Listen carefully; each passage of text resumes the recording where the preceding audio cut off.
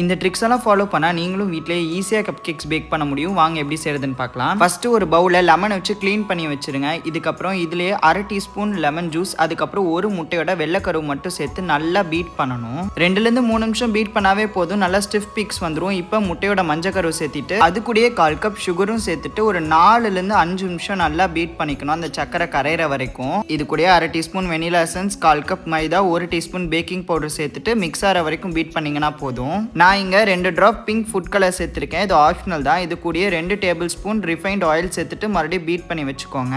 பேட்டரோட consistency இப்படி தான் இருக்கணும். பேக்கிங் ட்ரேயில் கப் கேக் லைனர்ஸை வச்சு அரேஞ்ச் பண்ணிட்டு ஒரு பைப்பிங் பேக்கில் நம்மளோட பேட்டரை ஊற்றி வச்சுருக்கேன். லைனரில் பாதி அளவுக்கு மட்டும் நீங்கள் பேட்டரை ஃபில் பண்ணிக்கிட்டிங்கன்னா போதும், ஏன்னா அது ரைஸ் ஆகும்போது கரெக்டாக இருக்கும். பேட்டர் ஃபுல்லாக ஃபில் பண்ணிட்டு நல்லா டேப் பண்ணி எடுத்துக்கோங்க. ஏர் பபிள்ஸ் இருந்ததுன்னா ரிலீஸ் ஆயிரும்.